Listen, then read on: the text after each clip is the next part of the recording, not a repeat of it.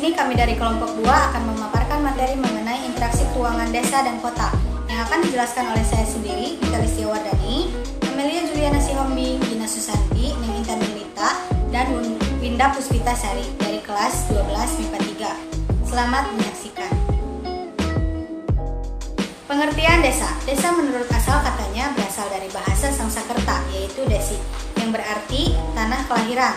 Sedangkan menurut para ahli, desa merupakan perwujudan atau kesatuan geografi, sosial, ekonomi, politik yang terdapat di suatu daerah dalam hubungan dan pengaruhnya secara timbal balik. Sedangkan kota merupakan pemukiman yang relatif besar, permanen, dan padat. Kota adalah pemukiman yang dihuni oleh orang-orang heterogen atau beragam kedudukan sosial. Ada beberapa perbedaan antara kota dan desa, diantaranya 1. Nilai sosial. Pada penduduk, nilai sosial antara penduduk kota dan desa merupakan salah satu hal yang paling terlihat. Perbedaannya kita bisa lihat jika di desa, para penduduk berlomba-lomba untuk bergotong royong dalam membantu tetangga sekitar, dan juga biasanya penduduk desa menghabiskan waktu senggang mereka untuk melakukan kegiatan bersama. Sedangkan di kota, mereka berlomba-lomba memasang pagar yang tinggi agar terlihat hebat.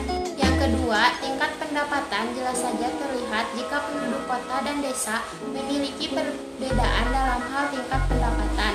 Biasanya penduduk di desa mendapatkan penghasilan dari bertani ataupun berternak, sedangkan di kota biasanya penduduk menjadi karyawan ataupun pedagang.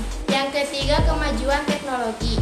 Kota biasanya lebih cepat dalam hal kemajuan teknologi. Jika dulu kita hanya orang-orang kota saja yang bisa menggunakan telepon genggam, sekarang seluruh lapisan masyarakat dapat menggunakan telepon genggam.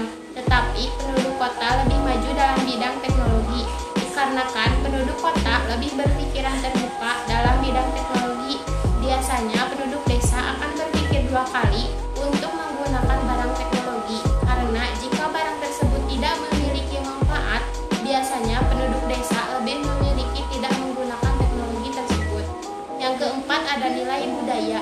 Nilai budaya penduduk desa lebih kental dibandingkan nilai budaya pada penduduk kota. Hal ini dikarenakan penduduk desa yang belum tergeser budayanya dengan budaya asing berbeda dengan nilai budaya penduduk kota yang sudah bercampur dengan budaya asing. Yang kelima, jumlah penduduk. Angka urbanisasi atau perpindahan penduduk dari desa ke kota biasanya setiap tahun meningkat. Hal ini dikarenakan setiap tahun biasanya orang yang mudik pasti membawa saudaranya yang lain ikut kerja ke kota untuk merubah nasib dengan harapan dapat membiayai saudara-saudara di desa. Sedangkan di desa yang tinggal hanya petani-petani yang memiliki ladang untuk diolah. Yang keenam, lingkungan. Lingkungan umum dan orientasi terhadap alam masyarakat. Pedesaan berhubungan kuat dengan alam karena lokasi geografis di daerah sana penduduk yang tinggal di desa akan banyak ditentukan oleh kepercayaan dan hukum alam. Berbeda dengan penduduk yang tinggal di kota yang kehidupannya bebas dari realitas alam. Yang terakhir, yang ketujuh, homogenitas dan heterogenitas. Homogenitas atau persamaan ciri-ciri sosial dan psikolog, bahasa, kepercayaan, adat istiadat, dan perilaku nampak pada masyarakat pedesaan. Bila dibandingkan dengan masyarakat perkotaan, di kota sebaliknya penduduk heterogen terdiri dari orang-orang dengan macam-macam perilaku dan juga bahasa.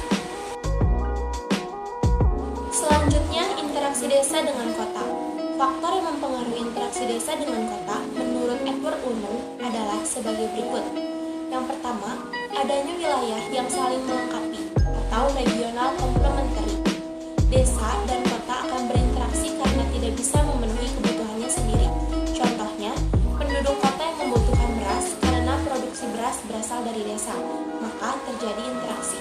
Yang kedua, kemudahan perpindahan dalam ruang atau transferability karena ketersediaan sarana dan prasarana transportasi.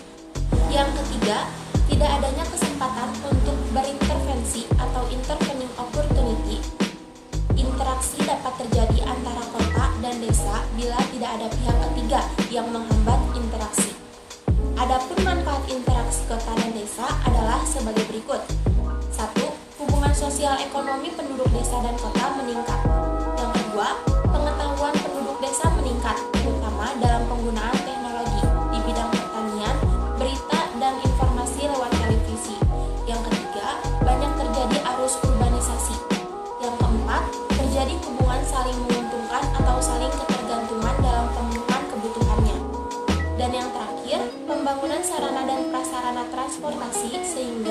memudahkan akses ke desa. Menurut Bintarto, dalam Wardia Matmokokka, wilayah-wilayah zona interaksi terbagi sebagai berikut. Yang pertama adalah city. City adalah suatu daerah yang memiliki sarana kehidupan dalam kehidupan modern, seperti yang terjadi di pusat kota. Yang kedua adalah suburban, merupakan suatu area yang lokasinya dekat dengan pusat kota ataupun inti kota, dengan luasnya mencakup daerah penglaju atau disebut juga dengan komuter. Yang ketiga adalah suburban fringe, adalah suatu daerah peralihan antara kota dengan desa mengelilingi suburban. Yang keempat adalah urban fringe, merupakan daerah batas luar kota yang mempunyai sifat mirip dengan kota. Yang kelima adalah rural urban fringe, merupakan daerah yang terletak antara kota dengan desa yang ditandai dengan penggunaan tanah campuran. Dan yang terakhir adalah rural atau disebut juga dengan desa, merupakan daerah yang memiliki suasana kehidupan desa dan kehidupan yang agraris.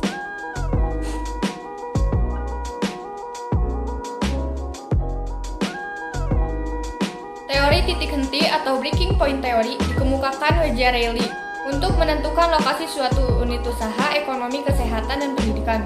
Penentuan titik henti suatu fasilitas ditentukan jaraknya dari kota yang berpenduduk lebih sedikit untuk menyeimbangkan jumlah penduduk di kedua kota tersebut.